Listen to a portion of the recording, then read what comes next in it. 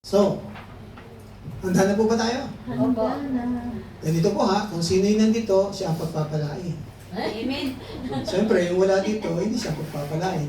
Pero meron kayong responsibilidad. Pag tinanong kayo, anong pinag-aralan nyo? Ha? Sana naman masama-rice nyo ha. Siyempre, hindi nyo pwedeng iturong 2 oras sa kanya. Sabihin nyo lang, itong natutuhan ko, ito yung tumatak sa isip ko. Kasi tsak na may tatatak yan sa isip nyo eh. Unless lang di kayo nag-iisip. Pero kasi nakakaantok. No? Kaya gisingin natin na bawat isa. At tayo muna yung manalangin. Let us pray. Dear God and Heavenly Father, we thank you for another opportunity of learning. And it's our prayer that you will open our minds and our hearts and our spiritual eyes to the truths that you will be teaching us through your servant, especially regarding stewardship, which is a very, very important aspect of the Christian life. Because every day, we use our time. In the church, we use our talents. And also, their Father, every day we spend money. And we ask that you will give us the wisdom on how to use this wisely based on what your word teaches. And so help us understand. I know, medyo nakakaantok po itong panahon na ito. Gisingin niyo po kami para huwag naming mamiss yung opportunity to learn about stewardship. In Jesus' name we pray. Amen. Amen. Okay. So, ang gagawin po natin, nandito po yung ating pinaka-title, ano? Yan, Understanding what the Bible says. Hindi po ito galing sa akin.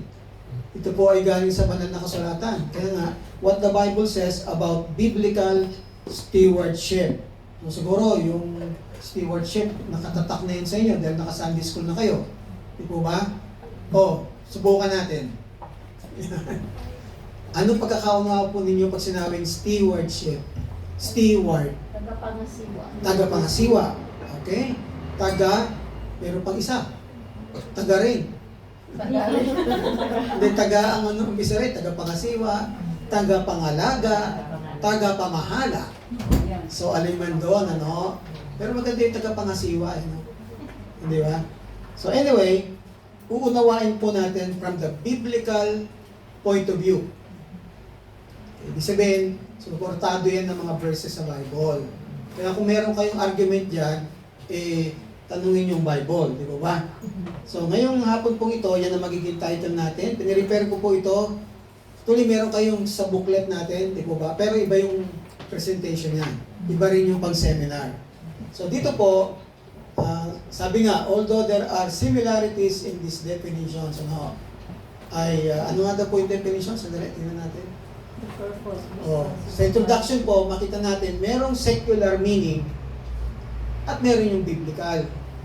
So, tingnan natin, yung sabi ni Merriam-Webster, kaibigan po ito ng mga nag-aaral. Kaibigan ko nga ito pag nag-aalap ako ng definition. No? So, ano kanyang definition? Define stewardship as the careful and responsible management. Tagapangasiwa nga of something entrusted to one's care. So yan po ang definition. No? Sabi nila, si Merriam-Webster daw po ay Christian. Kaya mukhang parang may kapareho. Katulad ng salita na careful and responsible management of something, ano yung word? Entrusted to one's care. So kung meron kayong i-highlight dyan ng mga salita, ano po yun? Sige nga po, try natin. Yung guguhitan ninyo, kumbaga. Ito siguro, kailangan natin to. Careful and responsible. Hindi lang basta management, kundi careful and responsible. Ano? Tapos ano pa kaya? Entrusted. Yan, entrusted, pinagkatiwala lang po ito sa atin. Okay, dictionary.com adds that stewardship is a person. So, steward ang inaano niya rito. Steward who acts as the surrogate of another. Ano yung surrogate? Parang itong surrogate po, ang sabi nga dyan, siya yung tumutulong. Oo. So, kumbaga, ano ang tulong na ginagawa niya? Yun, responsible for the overseeing and protecting something considered worth caring for and preserving. Okay, so yan po yung idea. No? Ito naman, sabi ni Wikipedia, kilala nyo rin ito, states that it involves the planning. Merong bagong may bagong, kumbaga, item po rito, yung planning and management. Kasi dito, management lang, Pero in-assume na ni Webster, syempre, hindi ka pwedeng mag-manage kung walang planning. Di ba? Dito, dinagdag niya, planning and management of resources. So, ito yung secular meaning. Ngayon, punta po tayo dun sa ito. Although there are similarities in these definitions. Mapasin nyo, parang Christian Christian definition din Pero, sabi nga po rito, although may similarities, pero tingnan po natin kung may pagkakaiba ba ito sa tinuturo ng Biblia. Okay. So, yan po. Dito po, 3 facts about biblical stewardship ang atin pong titingnan. Sa libro, sa booklet natin, 5. Hinati-hati pa yon. Kasi ibang presentation doon. Pero dito, 3 lang sa ating seminar. So, isipin niyo bawat isa, 1 oras, 3 oras pala ito. Naku, hindi naman. Hatiin lang natin sa 2 oras. Umari nga, lesser pa Depende sa discussion niyo mamaya. Okay? So, ang una rito, yung concept. Ano ba ang kaisipan nitong term na ito? Alamin natin sa kanyang etymology. Pag sinabing etymology, ito yung root word. Kumbaga sa Bible, may Greek word, may Hebrew word, sa kanyang sariling lingwahe. So, tingnan natin, in the New Testament, 2 Greek words convey the meaning of the English word stewardship. May 2 Greek words pala ito. Ang una ay, anong basa nyo? Sige nga. Ipetropos. Parang naipit, Ipetropos. Pero ang ibig sabihin niyan, Greek word po yan Kaya natutunan kayo ng Greek word. May isa, Ipetropos meaning manager, foreman, or steward. Okay, obviously, pinag-uusapan natin stewardship. Pero pag steward ka, manager ka rin. Na parang foreman ka rin. Diba yung foreman, hindi ito yung 4 na tao, Foreman dito yung pag may mga construction, so yung nag-guide. Taga-mando kung anong gagawin. Okay. Then yung oikonos, basahin nyo nga po. Oikonos. Oikonomos. Ibig sabihin yan, okay, pag sinabi natin oiko, means house. Okay, pag sinabi natin nomos, means law. Parang law in the house. Diba? Parang ganon. So, meaning steward, manager, administrator. This word occurs more frequently in the New Testament and depending sa kanyang context, is translated dispensation, stewardship, management, arrangement, administration, order, plan, or training. So, kumbaga yan po yung sinasakop ng salitang stewardship. Okay. So, natutunan kayo ng 2 Greek words. So, sabihin nyo na, meron kami pinag-aralan ng Greek words. Pero they sound Greek to me. Kasi meron po minsan, tinanong. Sabi niya, may mga tanong ako sa'yo. Sabi niya, as long as they do not sound Greek to me, sasagutin ko. Nagtanong. English naman yung tanong. Sabi niya, they sound Greek to me. Ibig sabihin, hindi niya alam ang sagot. Lahat na lang ang sagot niya, they sound Greek to me. Okay. Now, explain natin to. It's explanation. The term essentially refers to the manager of a household. Tandaan nyo, oikonomos means, oikos means house, nomos means law. So, kumbaga, may batas sa bahay kung paano ito tatakbo o pangangasiwaan. Okay, so, sabi nga rito, it refers to the manager of a household's affairs. Okay, now, so it pertains to the law or management of household activities and responsibilities. Kumbaga may batas o pangangasiwa ng mga gawain sa loob ng tahanan at yung mga responsibilities. Okay. Sabi ni Charles Babb, basahin nga po natin. He defines stewardship in the Holman Bible Dictionary as utilizing and managing all resources God provides for the glory of God and the betterment of His creation. Himay-himayin po natin. Sabi ni Holman, okay, sa kanyang Bible Dictionary, napansin niyo yung salitang utilizing. Pag kayo po ay steward, talagang gagamitin niyo siya. Oo. Pero, dapat, yung paggamit mo, dapat, ima-manage mo ng mabuti yan. Hindi basta gamitin mo lang. Oo. Kung di ima-manage mo siya, ano yung mga ima-manage mo? Sabi nga dito, all resources. Sabihin nga po natin, all resources. All resources. Alam mo kung bakit all? Lahat naman bigay sa atin ng Diyos eh. Tama? Yes. Wala naman tayong meron na hindi niya binigay. Dahil pinagkatiwala sa atin. Hangin, pinagkatiwala. Oras, pinagkatiwala. O, talento, pinagkatiwala. Pera, pinagkatiwala. Pamilya, pinagkatiwala. Wala kang pwedeng isipin na meron ka ngayon na hindi bigay ng Panginoon. At kung ibinigay yan sa'yo, gamitin mo yan, pero gamitin mo ng tama. I-manage mo ng tama. Sabi nga rito, all resources God provides. Siya lang naman ang pwedeng magbigay niyan. Sabi nga sa Bible, tayo pinanganak ng walang dala. Tapos ngayon, dami na natin dala-dala. Kanino kaya galing yun? Sabihin mo, hindi, pinaghirapan ko yun eh. Pinaggastusan ko yun. Nagtrabaho ko sa Hong Kong para mabili ko yan. Tama rin. Pero tandaan mo, lahat yan galing sa Diyos. Sabi mo, ay, pinaghirapan ko yan. Kaninong lakas ang ginamit mo? O, pinag-isipan ko yan. Kaninong talinong ginamit mo? Tama? O, ako ang gumawa niyan. Sino gumawa sa iyo? Saan galing ang katawan mo? O, di lahat sasabihin mo, ay oo nga, lahat galing kay Lord. Di ba? Pero ano pong purpose? For the glory of God. Yan ang pananaw ng Kristiyano. Ginagamit natin kung ano yung binigay sa atin ng Panginoon, not for our own glory, but for the glory of God. Yun yung sa bandang huli, ano man ang nagawa mo, Lord, thank you. Hindi ko magagawa ito, hindi ako magkakaroon nito, kundi dahil sa iyo. Yan. And, the betterment of His creation. Dapat mag-contribute din tayo rito eh. Lalo na ngayon, may global warming. Alam mo, sa Pilipinas lang, tinuruan tayo na hindi nabubulok. Nabubulok. Ano ba isa? Segregation. Diba segregation? Nasusunod ba? Hindi. Hindi. Dito lang sa... Tingnan mo yung mga boxes na nakalagay. Tingnan mo. Wala namang laman. O kung may laman, halo-halo din. Yung nabubulok, kasama rin na hindi nabubulok. Kasi wala tayong disiplina tungkol sa... Kaya naapektuhan ang ating environment. Tama? So, yan.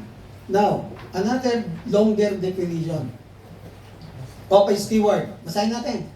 A steward is one who manages the property or affairs of another. It is an old English word that means guardian or keeper of the house or hall. But it has its roots in ancient Greek, where servants were entrusted by their masters to run the affairs of the household. This is in keeping with the Christian interpretation of stewardship, which teaches that we are all called upon to take care of what belongs to our Master who has created everything on our behalf. Hindi ko napapaliwanag yan, napakaliwanag rin. So anong dyan? Anong mga bagay yung nag-i-stand out dyan? Sa mga definition na yan. Ano ang isang katiwala? Pinagkatiwalaan siya ng Diyos ng lahat ng bagay para ito ay pangasiwaan niya at gamitin niya for the glory of God. At kung ano yung mga kabuti maging sa ating environment. Now, may tanong yata dyan, hanapin natin. May tanong ba dyan sa inyong notes? Wala pa. Wala pa. So, tuloy natin. Kasi mamaya may tanong yan. Tingnan natin yung examples. No? Yung examples. Sino maganda mga examples? Ang dami. Kaya lang talagang pinili ko na lang. Dahil ganun din naman yung concept niya. Unang-una, tingnan natin yung the parable of the talents. Alam niyo yung kwento na to? Yung talents po dito, hindi yung talent of singing. Hindi. Ang talents po dito during that time, pera. Okay. O basahin natin yung yung situation sa Matthew 25:14 to 30. Ano daw po ang sitwasyon? The parable describes servants entrusted with talents, a form of currency, pera, by their master before he went on a journey. The servants who wisely invested and multiplied their talents were praised upon the master's return, while the one who buried his talent was rebuked for his lack of stewardship. So ilang grupo ang makita natin dito? Dalawang grupo. Yung mga faithful servant at yung isang unfaithful servant. Yung faithful servant, pinagkatiwalaan ng currency or talents. Aba, ginamit nila ito. Kumbaga ito ay kanilang ginamit sa negosyo. Okay, kaya nag-produce ng interest. Diba? Samantalang yung namang isang unfaithful, iisa-isa na nga yung talent na binigay, binaon pa. Oo. So, maganda sana mabasa natin ito para makita natin yung background. Pero yun ang sitwasyon. Yung una, wise servants. Itong pangalawa, unwise servant. Alin dyan ang grupo mo? Siyempre doon tayo sa una. Maging may wise steward tayo ng ating Panginoon. So meron din palang unwise use of what God has given us. So mamaya, titignan po natin. Sunod, yung person ni Joseph. Sila niyo si Joseph? Yes. Sino pong Joseph ito? Hindi yung kapitbahay niyo, ha? Sino pong Joseph ito? Hindi rin Joseph Estrada to. Si Joseph Estrada, hindi magandang steward eh. Okay, ito po yung anak ni Jacob. Okay. So, maganda rin pong tingnan sana yung 39. Anong naalala niyo sa Genesis 39? Sino yung amo niya rito? Kumbaga. Sa Genesis 39, matunog ba yung salita yung katagang Potiphar? Yes. Oo. Okay. Alam niyo yung kwento, paano siya napunta ron, di ba? Pinagbili siya ng kanyang mga kapatid. Di ba? At may bumili naman sa kanya, si Potiphar. At dito, si Joseph ang nangasiwa ng household ni Potiphar. Pinagkatiwalaan siya. Isang bagay lang hindi pinagkatiwala. Sino po yun? Si Mrs. niya. Sabi niya, kumbaga sa kontrata, ito lahat papakasiwaan mo maliban sa asawa ko. Alam mo yung kwento, tinukso siya, di ba? Oh. But anyway, mabuti po siyang katiwala. Hindi lugi si Potiphar sa kanya. Lahat ng hawakan niya, kumbaga, nagiging gold. Yes. Di ba? Sabi nagpa-prosper. Okay. Ngayon, punta tayo sa 41, ibang naman po ito, ibang persona naman. Kanina si Potiphar, nagtiwala sa kanya at katiwa-tiwala siya. Dito naman po ay sino? Pero. Si Pero. Sa Genesis 41, alam niyo yung nangyari, di ba? Mayroong dream, ganon. So, dream of 7 years of famine, 7 years of prosperity.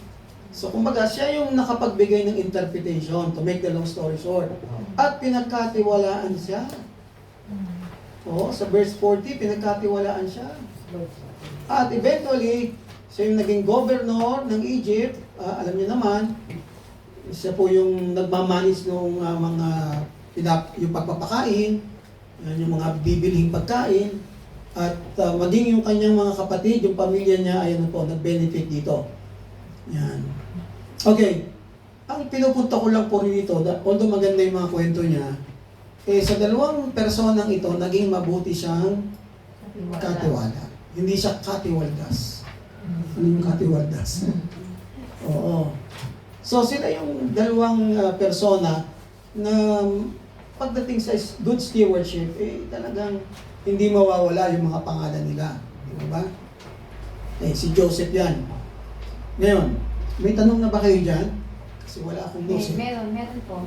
Bigyan nyo ako ng isang note dyan para pare-pare tayo. We are on the same page. Okay. What do you think is significant? Tulungan niyo po ako rito. Meron akong papagawa sa inyo rito. Ha? Differences between Okay. physical stewardship and secular stewardship. Ano po yung pinakatanong dyan? What do you think are the significant differences between biblical stewardship and secular Yan. stewardship? Susubukin ko po yung isip nyo ha. Kasi kanina, tingnan na natin, parang pareho lang. Yung secular at saka itong biblical, parang pareho lang.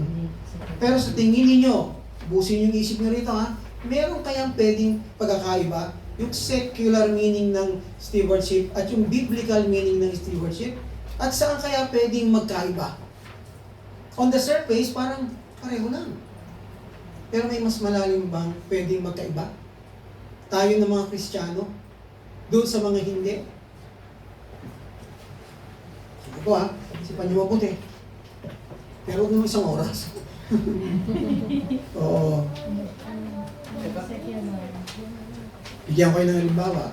Secular is... Yung sa secular, may biblical verses ba na sumusuporta? Wala. Wala. Yun isa yun. Binigyan ko na kayo ng isang pagkakaiba. Tayo, meron tayong pinagbabasihan. Pinagbabasihan natin yung Bible. Sila, knowledge lang. O secular learning. O, sige pa. Saan pa pwede magkaiba? O, sa Ate Lorna. Sa attitude. Attitude. Ate Lorna, pakipaliwanag. Kasi sa secular, gawin mo lang lahat, okay na. Minsan, pwede mong gawing sa Ilonggo pasakayan. Yung shallow cleaning. Pakitang tao. Oo. Pero pagka alam mong na sa Diyos ka naglilingkod, you want to do it perfectly. Sa pagtrabaho, kasi nagtatrabaho ako, kahit na secular yon, sinisikap kong gawing malinis na magiging iba ako sa Doon dati sa iba. nila. Oo. Yun. Okay, sa ngayon ba kayo doon? Yeah. Ang testimony. Ibang-ibang attitude ng Kristiyano dapat. Although nakakahiya din ko minsan, may mga Kristiyano tama, huli sa pagpasok. Hindi magandang halimbawa. Pero dapat, doon tayo makita na kaiba. Pagdating sa attitude, tayo yung laging nauna. Tayo yung hindi madaling, hindi yung mahirap utusan. Di ba? Yung nagkukusa tayo. Nakikita nila, ibang-iba si ganito ah. Ba't kaya? Attitude. Ha? Okay. Ano pa? Kanila, makapagtrabaho lang, magkapera lang. Bigyan ko kayo, nagsisimula sa letter M, sa English. Dapat iba tayo sa kanila. Kanina, attitude. Yung M, English po, hindi Tagalog. Dapat iba tayo doon. Motive. Narinig ko. Tama? Narinig ko ba? Yes. Dapat iba ang motive natin. Sila, locomotive. Oo, loko ang motive eh.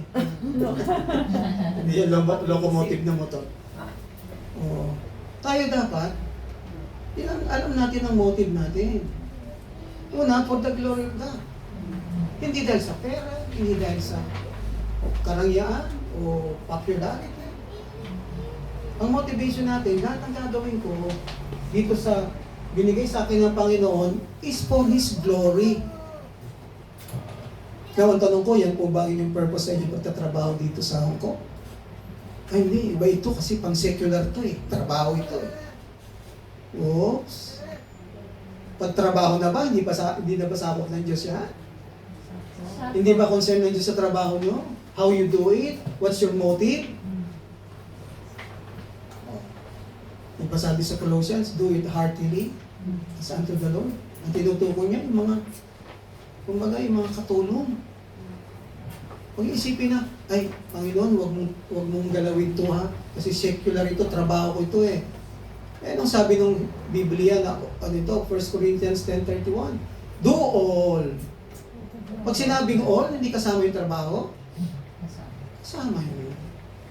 Kaya dapat, pag nasa trabaho tayo, maging yung mga kasama natin, parang kaiba ito ah. Dapat makita yung motive natin. Ha? Hindi tayo sa pera. Although siyempre, blessing yung pera. Pero una, nabibigyan ko ba ng glory ang Panginoon sa ginagawa ko, di ba? Okay. Ano pa kaya? Attitude, motive, meron pa kayang pagkakaiba? Kung may isip lang po kayo. Yan. Mayroon mag-isip, ano? Paghapon. Pero definitely, yung dalawa na yun, okay na yun eh. Dapat, iba tayo sa attitude, iba tayo sa motive. No? Sa paggamit ng ano, kung ano man yung binigay sa atin ng Panginoon. Okay. Yan. So, tuloy po natin. Number 2 na po tayo. The characteristics of biblical steward. Hindi po ito exhaustive, ha?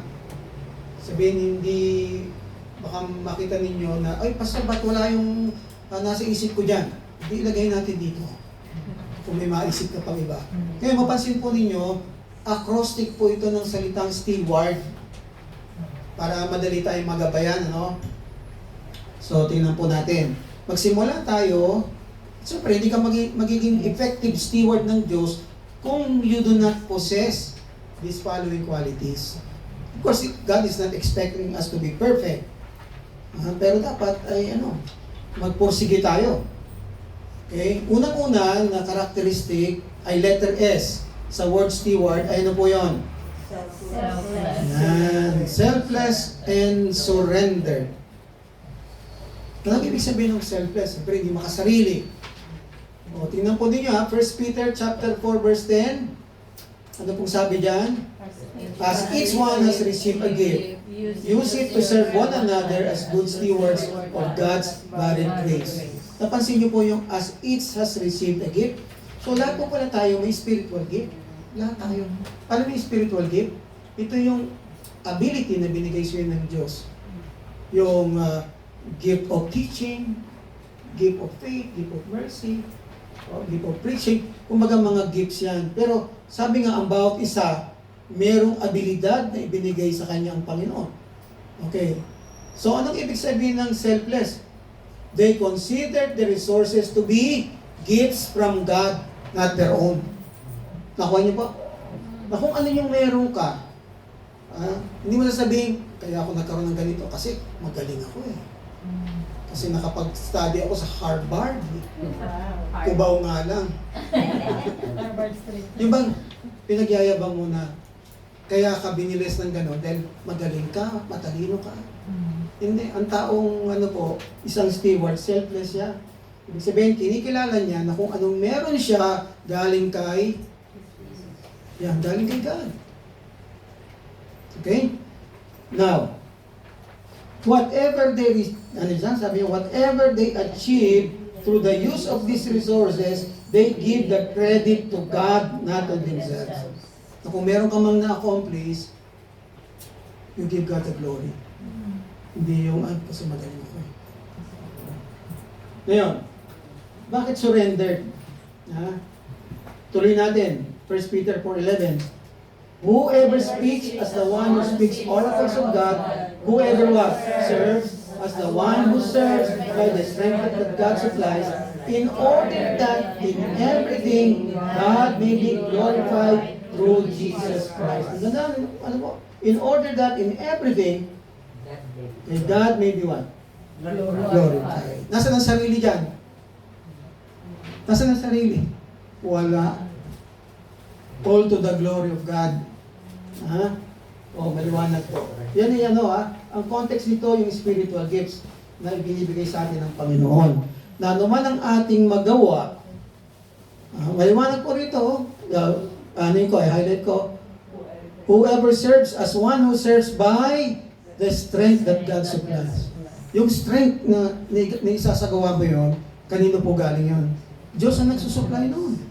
Kaya kung meron ka ma-accomplish, huwag mong kunin yung credit sa'yo. Bigay mo yung credit. Dahil kung hindi sa lakas niya, wala. Hindi natin magagawa yun. Tama po ba? Okay, now. Ngayon, sabi po rito, since they consider the resources as God's and not their own, ano po ito maganda? Everything is yielded to God for His disposal. Yun yung surrender. Na Lord, kung ito po'y galing sa inyo lahat, papagamit ko po sa ito. Tama? Hindi ka lang selfless, kundi submissive ka. Lord, kung anong gusto mo, paggamit sa akin, ay gusto mong gamitin sa akin, no? Gamitin mo. Anong talento, anong skills meron ako, anong kaloob na binigay mo sa akin, abilidad, dahil galing naman to sa'yo, di kung saan mo ito gustong gamitin, gamitin mo. Yun ang surrender na sinasabi. Ha? Okay, so anong unang katangian? Letter S, selfless and surrender. Hindi yung surrender na po ako, Lord, ayaw ko na. Hindi yun na. Yung surrender na magpapasakop ako sa inyo. Okay. Pangalawa, letter D na po tayo. Yan, no? Trustworthy or reliable and faithful. Basahin po natin. Effective stewards are honest and true in the use of their God-given resources as a trait highlighted in 1 Corinthians 4:2. Ano yung highlight? Ano sabi niyan? Moreover, it is required of stewards that they may be found faithful or trustworthy or reliable. Kung steward ka, dapat reliable ka. Dapat tapat ka. Dapat mapapagkatiwalaan ka. Si Joseph ba, gano'n? Yes. At nga yung asawa niya nagpipresenta, hindi niya pinatos di ba? Kasi, siyempre, gusto niya maging faithful sa pagkatawag sa kanya. Pangatlo, letter E, ito ba, kailangan ba ito ng mga steward? Enthusiastic? Ano what's the other word? Nag-i-enjoy ka. Hindi yung naiinis ka. Ako na naman. Bakit naman laging ako? Di ba? Ang dami naman dyan. Di ba? So, ano sabi rito? An effective steward enjoys. I like that word, enjoys. And ano pa? Delights in using his God-given resources even despite challenges. Kahit mahirap. Pero, natutuwa ka.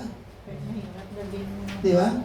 Meron ba ganun? Meron ba kayong ganun kanasan? Ang hirap-hirap ng ginagawa mo para sa Panginoon, pero nasasayang ka, nag-i-enjoy ka. Tandaan nyo the joy of the Lord is my strength. So anong nagbibigay nila ka sa atin? Joy. Yung joy. Kaya ang tao palang masayahin, na-enjoy niya yung ginagawa niya, kahit mahirap, gagawin niya. At may katuwaan. Pero tingnan mo yung mga naka-reklamo dyan. Nakasimangot. Masaya ba yun? Ay nako, pagdating na sa bahay, parang nagtrabaho ng 5 araw. Sa bigat ng pakiramdam. Pero alam niyo yun, kahit pagod kayo, basta masaya kayo, para bang, bring it on. Sige pa, Panginoon. Ano sabi po sa Psalm 100 verse 2? Serve the Lord with? With? Gladness. Hindi naman ibig sabihin lagi ka nakatawa sa trabaho. Baka mapagkamalang kang loka-loka. Ibig sabihin lang nun nag-i-enjoy ka sa ginagawa mo. Kaya nga po, ang advice ko, kung dyan na kayo dinala ng Panginoon, bakit kahit mahirap, enjoy nyo na lang. Hindi lang endure, enjoy. Oh. Okay, now, sunod po, W na. Wise. Okay, wise. So, ang ibig sabihin yan, all together, Effective stewards are wise in using their God-given resources with results and avoid may iwasan ba talaga ito? Yung nagsasayang ka lang ng oras, kung hindi ka wise na steward, sasayangin mo yung oras. Hindi ka magiging productive. Hindi ka magiging effective. So, dapat maging wise ka sa paggamit. Kasi, pwedeng masayang mo yung God-given resources. Okay. Ano sabi sa Ephesians 5:15-16? Look carefully then how you walk, not as unwise, but as wise, making the best use of time, because the days are evil. Ganda dito, making the best use of the time. Huwag mong sayangin yung oras mo. Baka naman ibis na nagti-TikTok ka. Oo. Alam mo, isang trabaho na ayaw ko, yung gwardiya. Tapos nagtingin yung gwardiya. Hating gabi na, madaling araw, hindi ka dapat matulog, no? Nakahirap yata, no? Call center. Oh. Gising sa gabi, tulog sa umaga. Parang hirap ng gano'n. Di ba? Pero gano'n nga, no? Kung ano yung binigay sa yung oras, make the best use of the time. Okay. Panlima. Action-oriented. Yun, action parang ano, si Lito Lapid. Action-oriented. Anong ibig sabihin niyan? All together, effective stewards are proactive in their responsibilities. Now, Don't tanong, wait okay. until they feel like doing something. Ano ang ibig sabihin ng proactive? Hindi to yung pero ng pero, ha? Hindi yung may trabaho pero, hindi. Ano ibig sabihin ng proactive? Pro, before.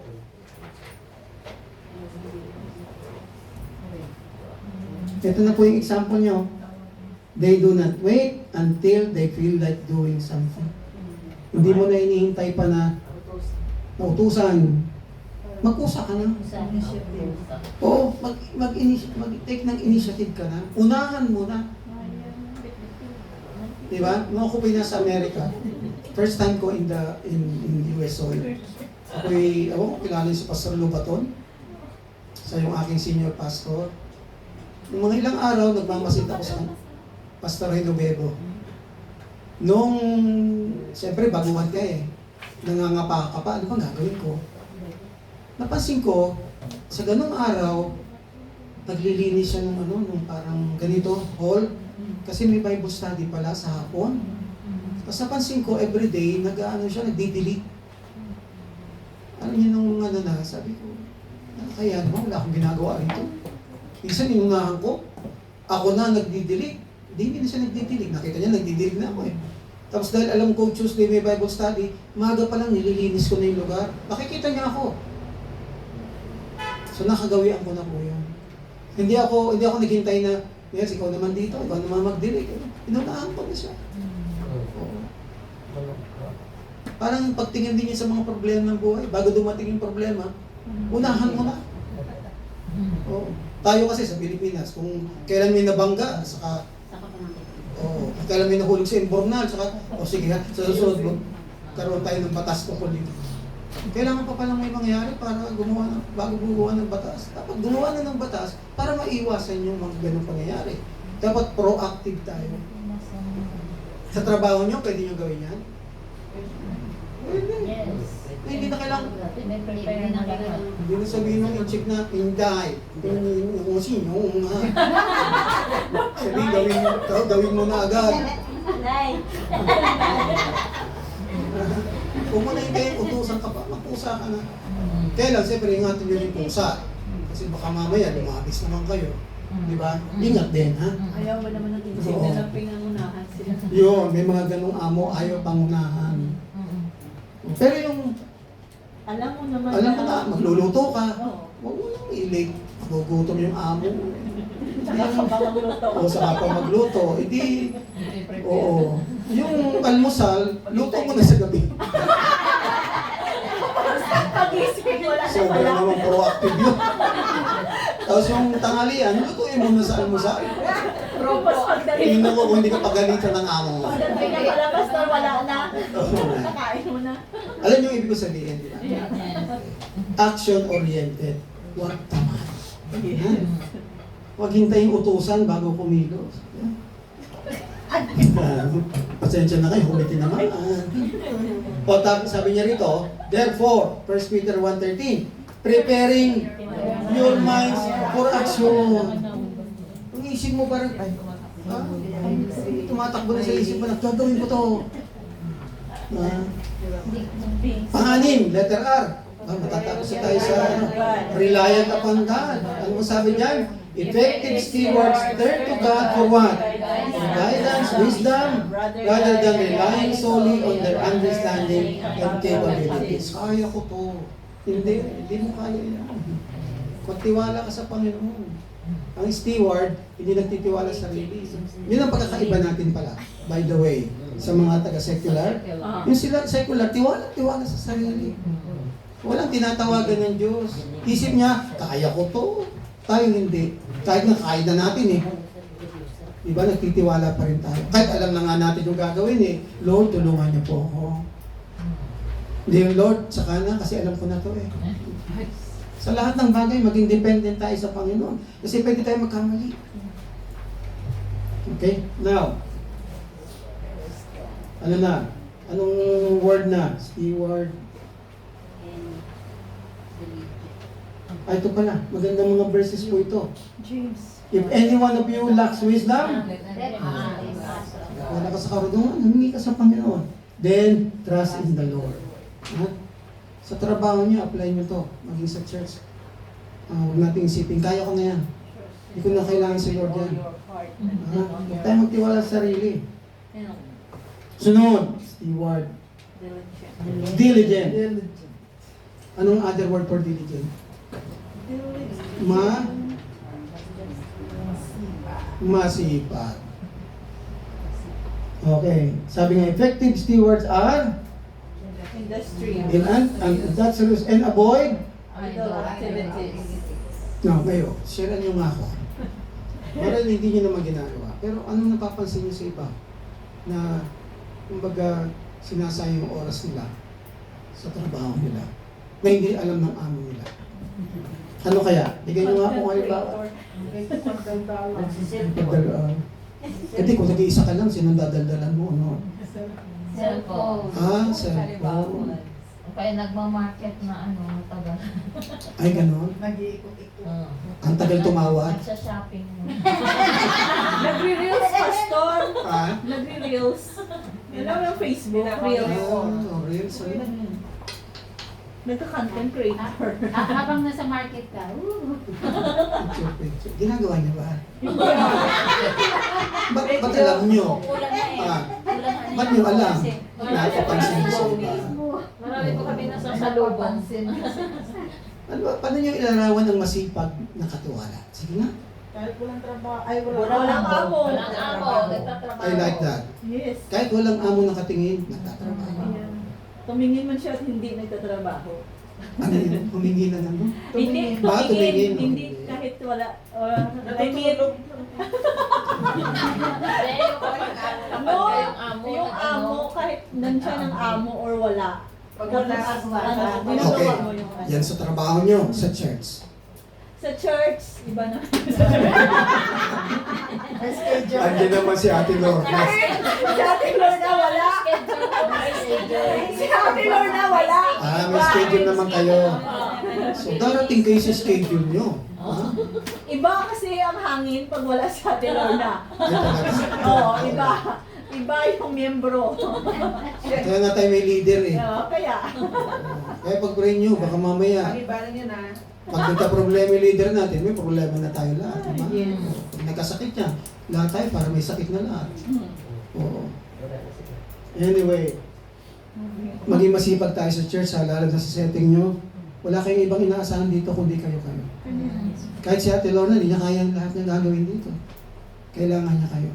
Oo. Kaya kung may time kayo, wala naman kayong pinagkakabalang iba na napaka-importante, huwag kayong liliban ng linggo. Yeah. Dapat excited kayo. Sabado, excited na kayo. Ay, magbubuhat na ako na Silya. Yes. Magluluto na ako. Maglilingkod na ako kay Lord. Sasamba na ako. Ganun ang tunay na Kristiyano. Hindi, Sabado na naman.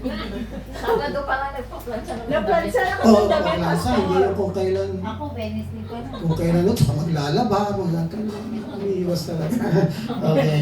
Nagkakataon lang tayo, ha? But it's Okay. true. Ito na. Ito na po yung medyo detalyado dito. Components of biblical stewardship.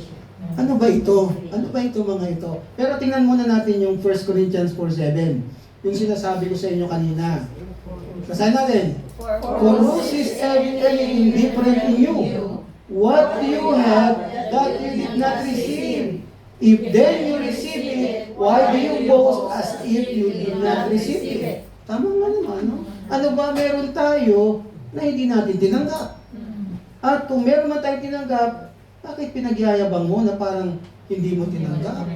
Na para bang ikaw ang may gawa noon? Oh, napansin nyo? Anything. Sabi niya, what do you have? Meron ba? That you did not receive? Meron ba? Kung pinanganak tayo, wala naman tayong dala. Kahit lampin, wala tayong dala. Oh. Ano tayo ngayon? Alam niyo, kami nagsimula ng business ko sa ministry. Wala kami kagamit-gamit. Hindi ko sabihin, hindi kami kagamit-gamit. Yung wala kaming... Tama misinterpret niyo ha? Yung wala kaming gamit. Minsan nakita ko ng pangsalasep, nakita ko yung pinaglumaan ng sister-in-law ko. O ginawa ko ng paraan, para lang meron kami salasep. Yung TV namin, alam niyo, pag binuksan niyo ngayon, magbubukas after 20 minutes. Hindi, totoo pa yun. Black and white pa. Yung gusto mong manood ng maaga, pindutin mo na agad ng maaga. Ano Oo. size pa lang? Halimbawa, meron kang panonorin. May tao sa bahay, tawagan mo na. O buksan mo na agad yun. Para pagdating namin, bukas na. Minsan, hindi sinabi ng misis ko, binuksan niya pala. Naglilinis ako. Biglang may nagsalita. Nagulat. Ayun pala yung TV binuksan. Yun po ang TV namin, black and white. Pero nung paglipas ng panahon, sabi namin, sana namin ilalagay itong mga gamit namin? Sabi namin, sana na ito? Pabigay na natin iba. Doon mo makita gano'n, ang Panginoon nabibigay sa'yo. Pero lahat yun, alam mo, hindi galing sa'yo. Yan. James 1:17. Every good. Anong klaseng gift? Good. Hindi siya nagbibigay ng bad gift.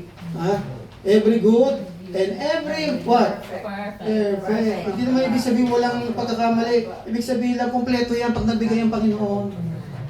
Mabuti, alam niyo salitang mabuti, beneficial. Pag nagbigay siya, ikabubuti mo.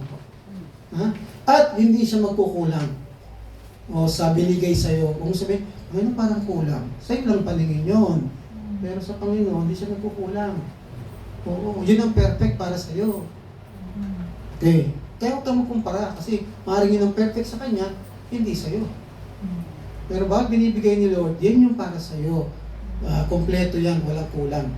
Ngayon, gagawin natin, hindi ito exhaustive examples of what we are steward of. Ang ginawa ko, A, B, C, D, E, F. Nakita nyo yan dun sa ating libro. Unang-una, letter A. Anong component? Our abilities. Pinag-uusapan natin. Tingnan natin yung mga verses dito. Ano sabi diyan? Using our abilities, skills, and spiritual gifts to serve others and glorify God is an important part of stewardship. Mag-isip tayo ng konti. Ano ang pagkakaiba ng spiritual gift sa talent at sa skills? Bukod sa spelling. Iba talaga sa spelling Maliwanag sa atin, ano yung spiritual gifts? Nung tayo naging mananampalataya, pinagkalooban tayo ng Diyos ng kakayahan. Na wala ka nung hindi ka pa mananampalataya, pero pinagkalooban niya. Halimbawa, dati hindi ka naman nagtuturo.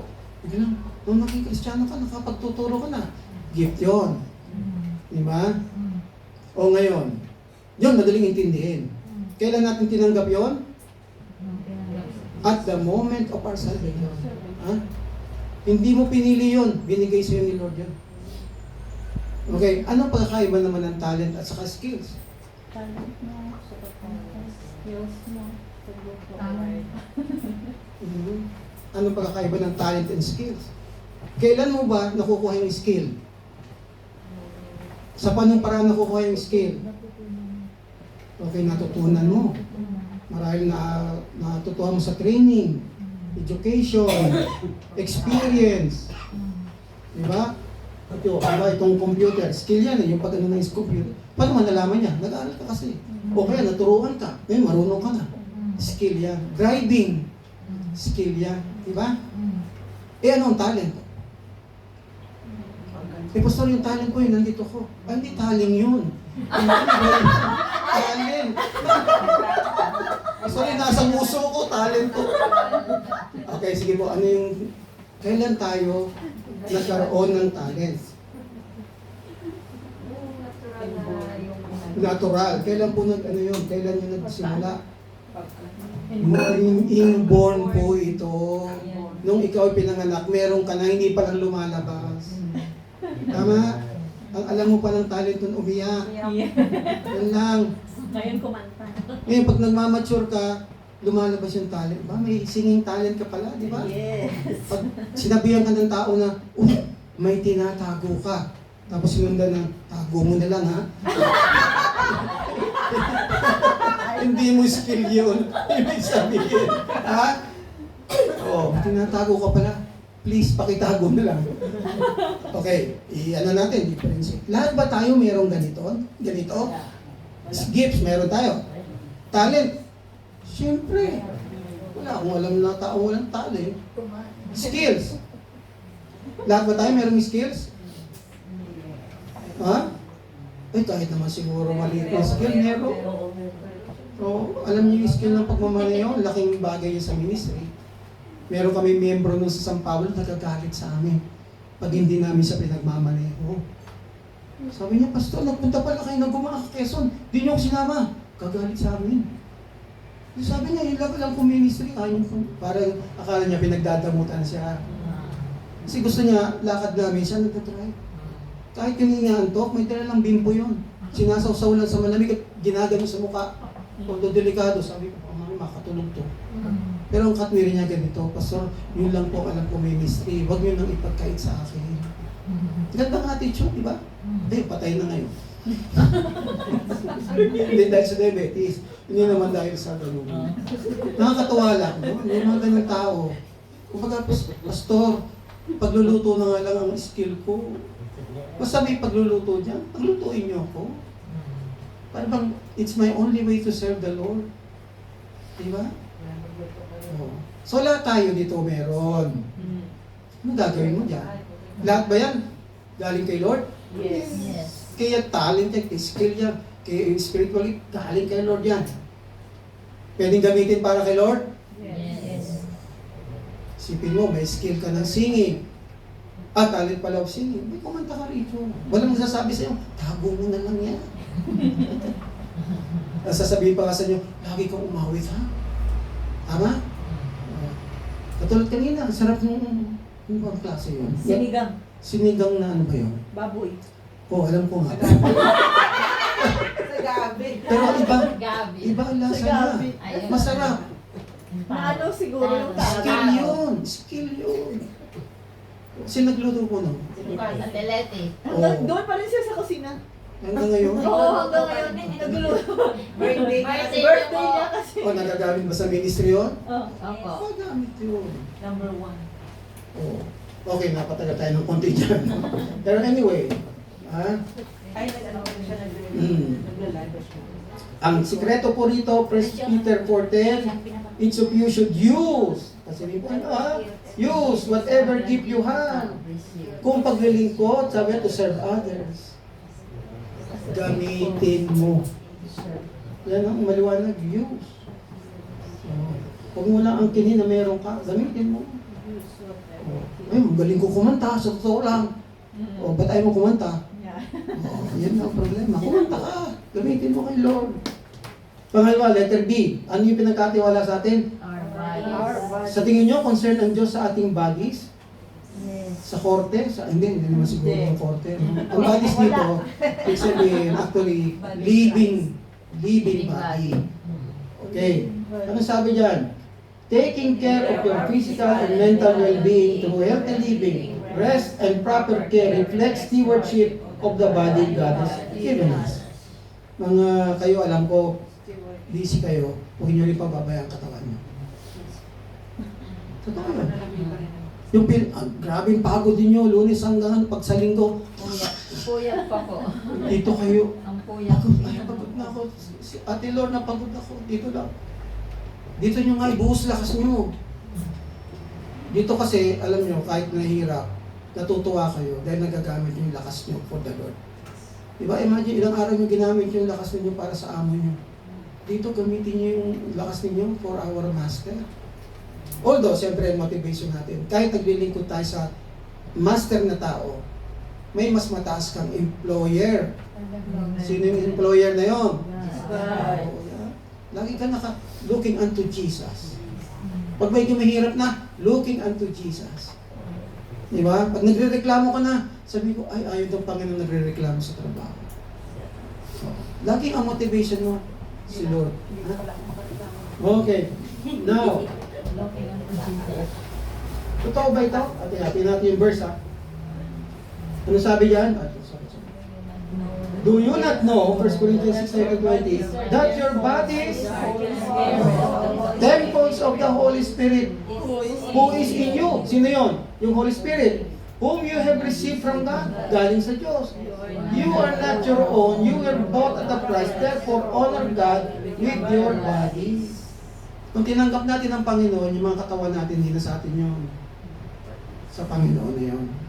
At syempre, walang pinagagamitan ng talents, skills na hindi kasamang body mo. Sige nga, nakita ka may kumakanta dyan na hindi ginamit yung bibig.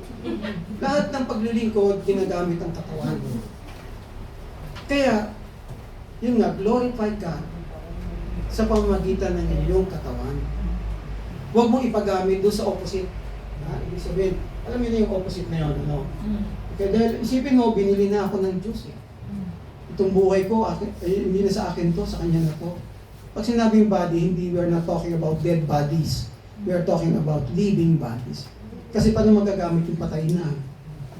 Ito pinag-usapan. Ikaw bilang buhay pa, may lakas pa, may talino pa, may talent, ano ito, skills, or whatever, pagamit mo na yun sa Panginoon.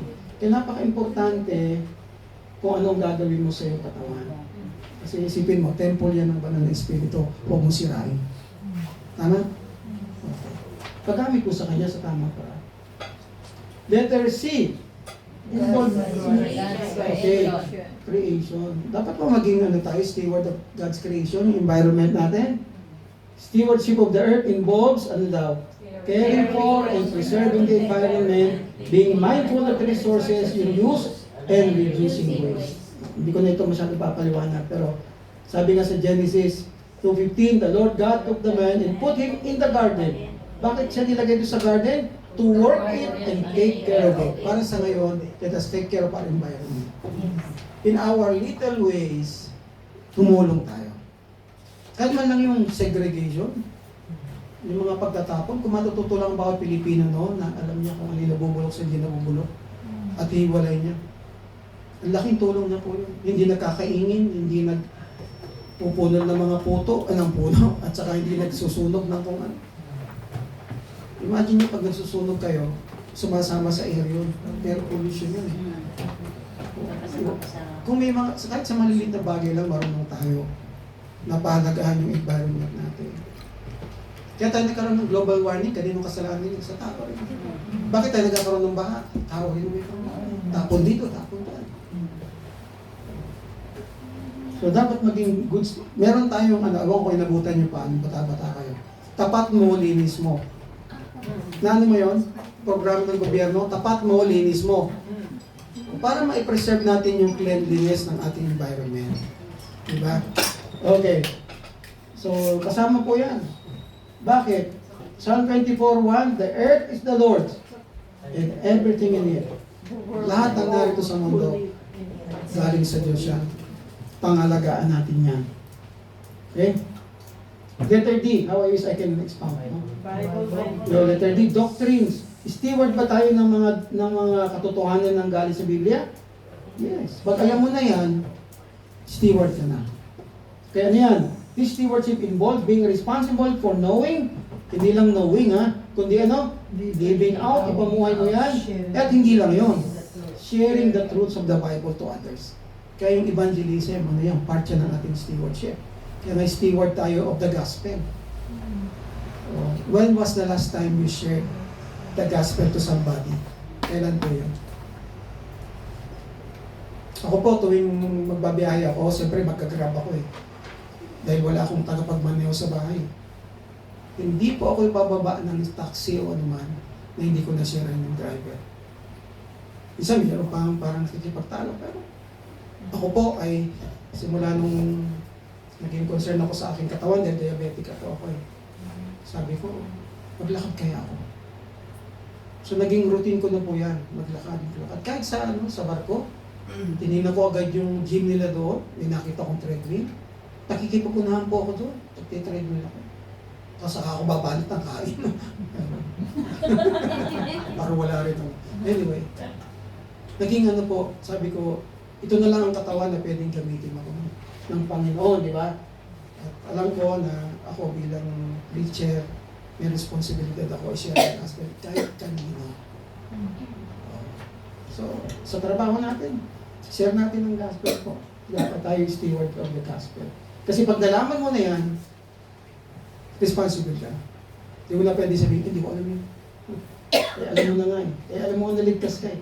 Alam mo na yung sinasabi ng Biblia tungkol sa kaligtasan. Share mo na sa iba. Okay, sunod po natin.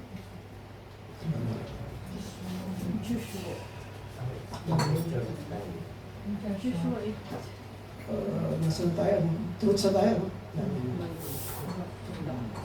Okay. Ito po, alam niyo na ito, Joshua 1:8. This book of the law shall not depart from your mouth, but you shall what? Meditate natin sa salita ng Panginoon. Kaya maganda yung daily devotional. Okay? In 1 month time siguro, or less than, matatanggap niyo yun. Oh. James 1:22, maliwanag po. Ano sabi? But doers of the word, not hearers only. Pangatlo, preach the word, share the word, proclaim the word. So yun ang ating mga a steward of the truth. Yun ang dapat natin gawin. Sunod po rito, ano pa kaya ito? Nako, ito mo diba? Letter E, our expenditure of time. Yung paggamit ng oras. How we spend our time is an important aspect of Christian stewardship. Ano sabi sa 5:16? Making the best use of the time because the days are evil. Anong connection po nung the days are evil na ang mga araw ay masama? Bakit sabi niya, make the best use of time? Ano bang nagagawa ng days are evil sa paggamit ng oras natin? Diba yung mundong ginagalawan natin, napakasama natin. Maraming temptation. Pwede mong masayang yung oras mo. Kung matempt ka, sinasayang mo na yung oras mo. Tama? Okay. Now, mamaya baka may tanong tayo dun sa time na yan. Pero making the best use of our time. Bigyan tayo ng wisdom ng Panginoon. Na magamit natin yung oras natin ng tama. Na hindi sasabihin mo sayang. Natapos ang buong maghapon, wala akong nagawa. Then panguli, although hindi naman ito exhaustive, yung finances natin. Steward din po tayo ng pera. Hindi lang yung time, kundi yung pera. Ano sabi nga rito? Stewardship of finances involves managing financial resources wisely. Sabihin nga po natin, wisely. Being what? Generous, avoiding debt, and supporting the work of God's kingdom. Ito, gusto ko emphasize, supporting the work of God's kingdom through this church. Okay? So, yan kasama rin po ng financial stewardship natin, being generous sa mga nangangailangan. At hanggat maaari po, iwasan ito. Yeah. Hindi good stewardship po yan. Kung hindi lang naman emergency, wag tayong mangungutang. Kung dahil lang mabili yung luho natin, sa bandang huli po, masakit sa ulo yan. Kasi yung pagbabayad yan ang problema. Maging matalino tayo sa pag-utang. Ako po, ang paniniwala ko, hindi masamang umutang. Pero may magandang dahilan. Kung talagang life and death situation, pwede ka namang umutang. Umira. Yun nga lang po, babayaran mo. Kaya pag sinabi sa inyo ng pautang na huwag mo nang bayaran, abay, huwag ka na magpumili, magbayad. O, sabihin mo lang, thank you. Okay. Ngayon, meron tanong tayo dyan, di ba? Tingnan natin, ha? What else can you think Yan. of that God Pag-isipin ko has kayo. entrusted Kasi to ilan us? lang ito eh. A, B, C, D, E, F, o 6 lang to.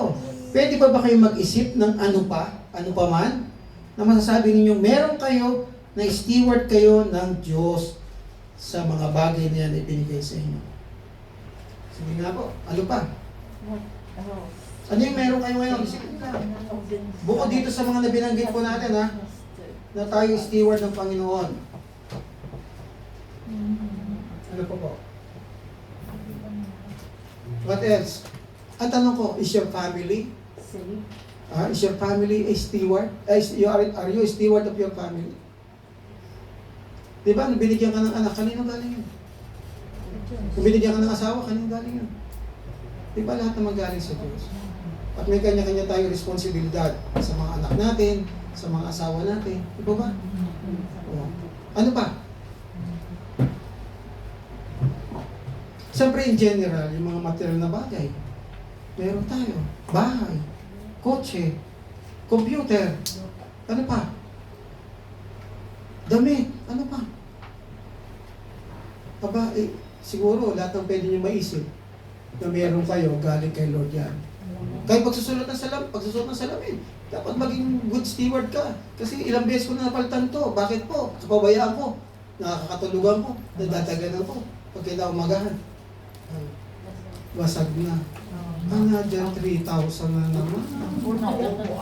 Naupuan. Kasi hindi mo iniingat. O yung isa naman, ewan ko sa kunay patong. Hindi ko na alam. Minsan, ako yung paalis. Sabi ko, ayusin yung sapatos ko. Nilagay ko doon sa ibabaw ng aking sasakyan. Hindi ko alam, naiwan ko. Wala na. Another 2,000 na naman. Magastos. Kahit sa mga simpleng bagay po, pag-ingatan natin. So marami tayong maisip. Pero ito yung major. Major. Tanong ko po. Sa mga itong major, saan tayo sa ngayon merong struggle?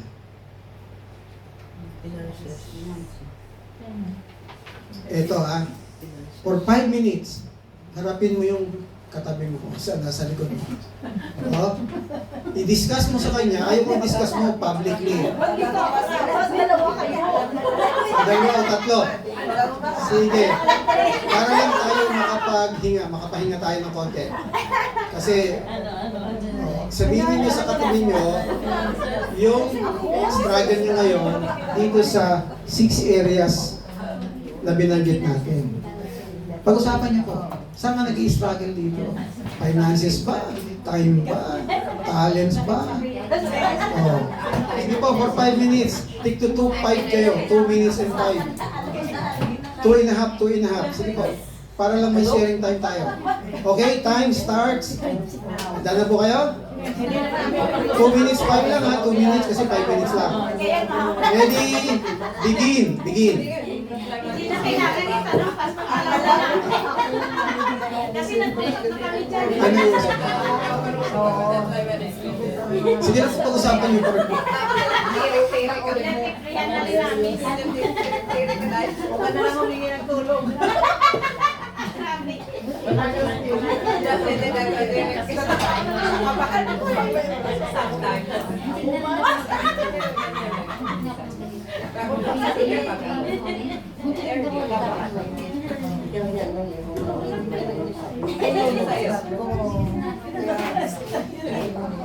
Alam niyo na pala. Ganito po, dahil alam niyo na. Dalawa po mag-share sa inyo. Total, alam niyo na pala eh. Sinong malakas ang loob mag-share po? Na ito po, siguro, para i-represent nyo na rin yung iba, na ito po yung dito sa amin sa Hong Kong, ito yung common struggles po namin. Doon sa 7 areas, o 6 areas.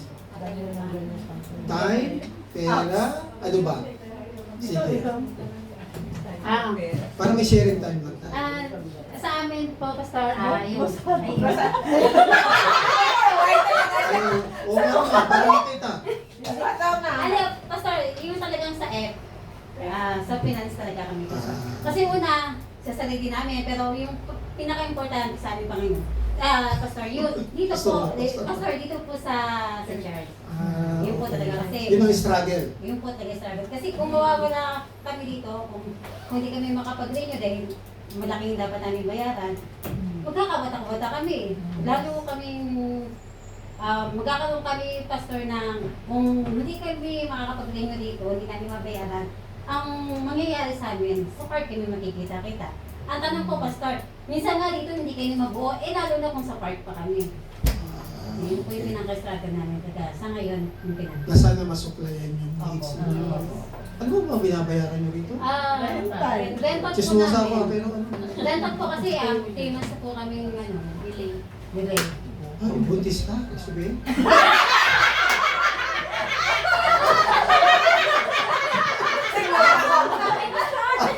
Biro lang, biro lang. 12 weeks.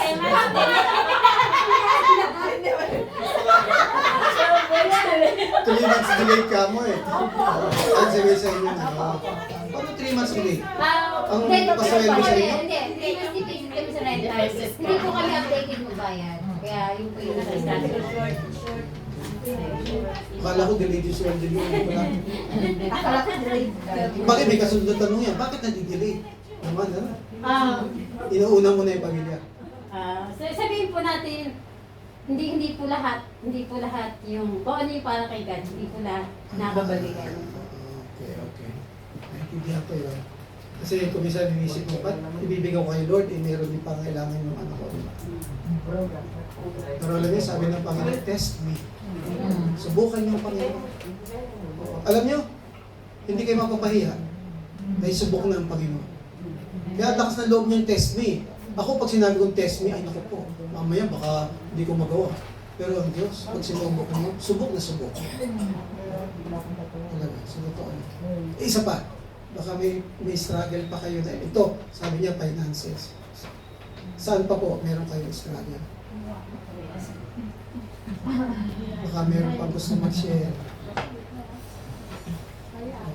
Ay, si Ate Lorna. Kasi ang problema ng Kristiyano, hanggat iniisip nila na kanila yung pera nila, hindi nila mabibigyan sa Panginoon. Pero kung iniisip ng lahat na ang perang yan, hindi kanila, nagkatiwala at ibigay mo yung sa Diyos talaga, walang problema. Kasi sabi ko, kahit sa mga kapatid ko, kahit nag-touch kayo, wala pa kayong binigay. Kasi sa Panginoon yun eh. So, ang binigay nyo ay labas sa 10%. Kaya lang ang test sa amin na sinasabi ko, ever since na proven ko na ito sa buhay ko, pero it takes talagang complete trust. Ang problema sa mga Kristiyano, tinatrust nila yung sarili nila at sweldo nila. Hindi nila tinatrust ang Panginoon.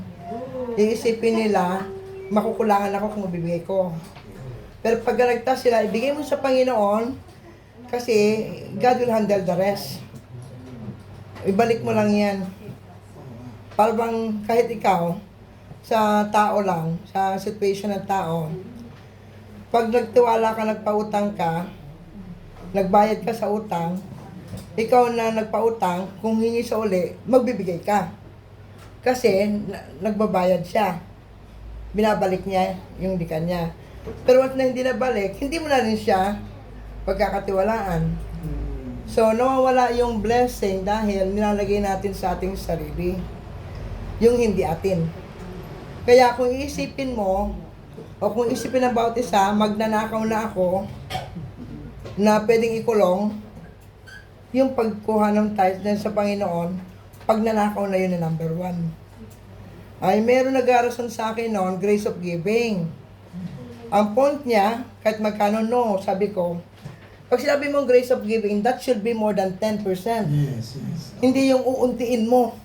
Kasi grace of giving. Kasi ang grace nga, ano yan eh, bounty yan. Ayan ang marami sa Kristiyano. Pero ako, sa biyaya ng Diyos, pinalaki kami na mag-trust talaga sa Panginoon. Kaya pinalaki kami na magulang namin na ganyan. Na wag mong kunin ang hindi yung. Ganun lang. Actually po, ang pagbibigay is an issue of obedience. Hindi yan kung gusto mo o ayaw mo. Hindi yan optional. Ang pagbibigay is an act of obedience. Sumusunod ka sa gusto ng Diyos. Pangalawa, sabi ni Ate Lorna, it's an issue of trust. Kasi mawawalan ka eh. Yung 10%, kung ang sweldo mo 20,000, mawawalan ka ng 2,000.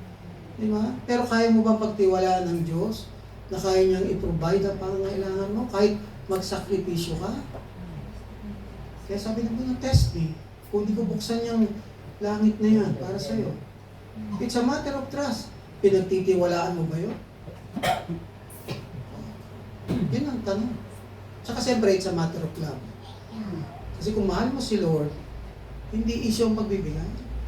You cannot, sabi niya, you can give without loving, but you cannot love without giving. So, ang pagbibigay, tatlo yan. Obedience, trust, and love. Di ba?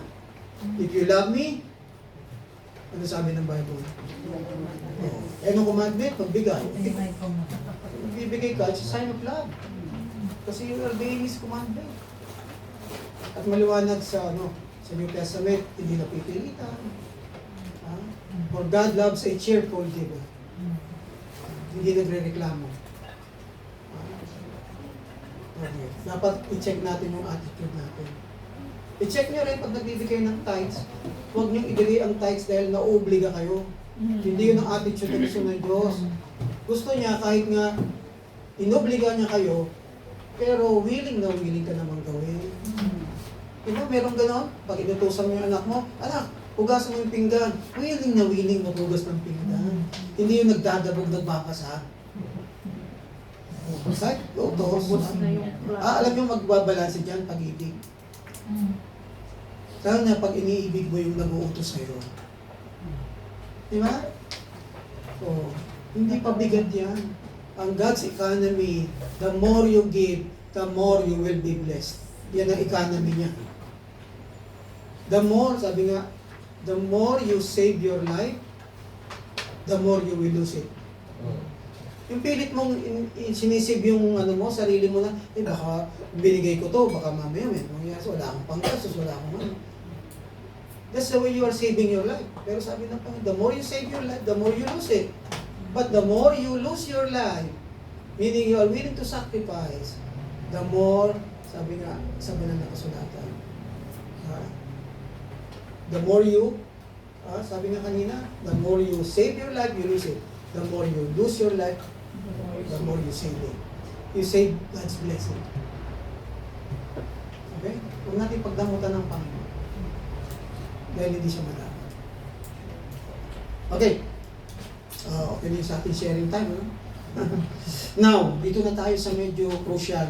Then, basahin muna natin ito. Maganda mga biblical principles ito about finances. Anong sabi diyan? Matthew 6:19 and 21 to 21. Do not store up for yourselves treasures on earth, where moth and vermin destroy, and where thieves break in and steal, but store up for yourselves treasures in heaven, where moth and vermin do not destroy, and where thieves do not break in and steal.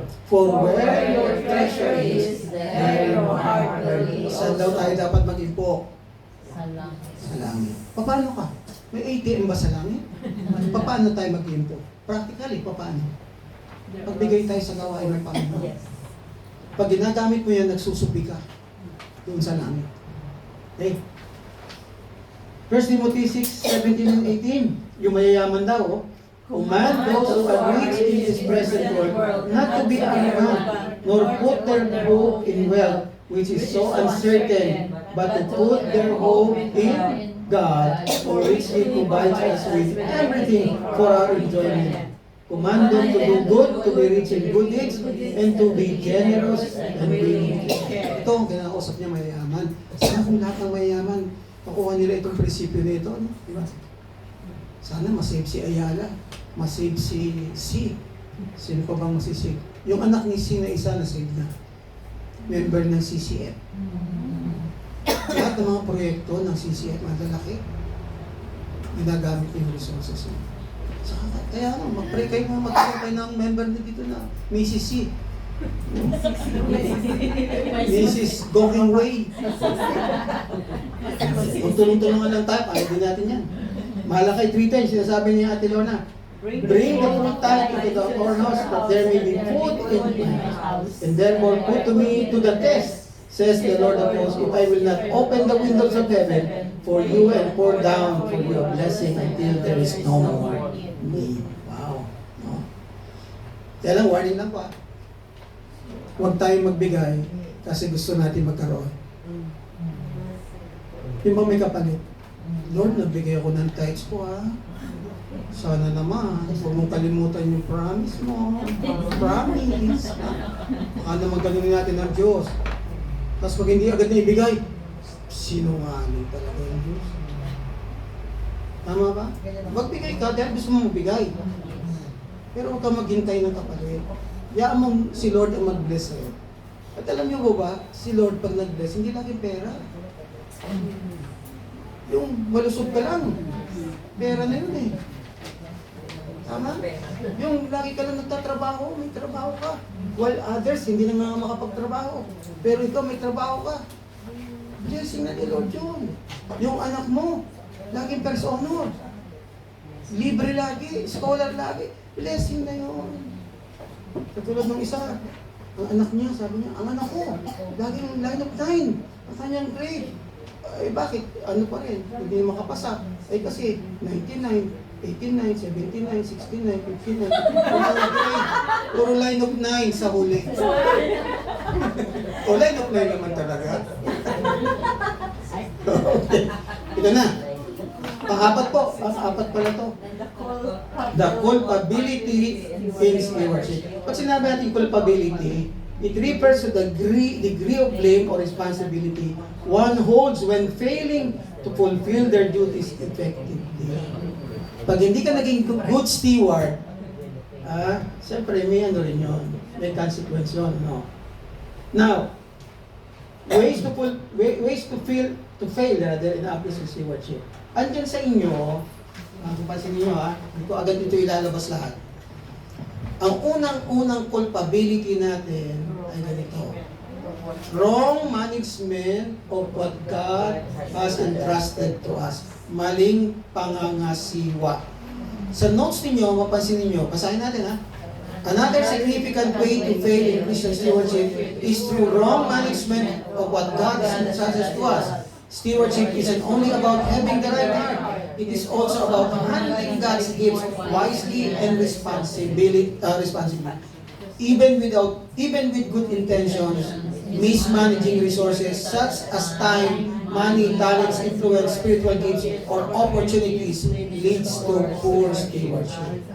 God expects us to manage well what He has placed under our care. Not perfectly, of course, but faithfully and intentionally. Ngayon, kanina sabi ko mag-divide tayo, di ba? Divide nyo nga sa 3 grupo.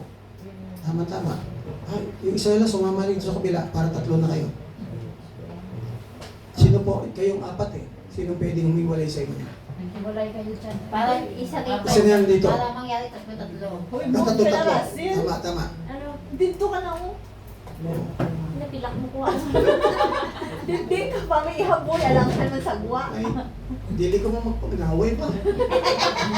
Buot-buot kita yan. Ito ba naman kong ilong ko? Okay. Ito po, group discussion, Pero i-assign ko sa una. Kayo po. The first group kayo, Una-una, discuss examples of mismanagement in the following areas. Kahit tigi-tigi sila lang. Time mismanagement, financial mismanagement, spiritual gift mismanagement. Discuss nyo po yan, Paano ninyo mami-mismanage? Okay. Neglecting responsibilities, Pag-usapan nyo po yan. Kahit isang example lang. Group 2, kayo po yun. Group 2. Ano po yun? Wrong motive. Kanina, wrong management. Ngayon, wrong motive. In using what God has entrusted to us. Yan. So, sa inyo po, ano yung maling motibo? Discuss examples of wrong motives in practicing stewardship. Ano pwedeng maging maling motibo? Pag-usapan niyo po yan. Di ba, Pastor? Opo, yung pong yung mismanagement. Kahit lang po pumili kayo niyan ng time mismanagement, financial, kung kaya niyo magbigay ng isa sa bawat item po, sige lang po. Sa inyong mahaba eh. Then, group 3, nasa likod. Wrong mindset. Yung kaisipan. What stewardship is about. Yan. So, i-discuss po ninyo, magbigay kayo ng example. Ano ba yung mga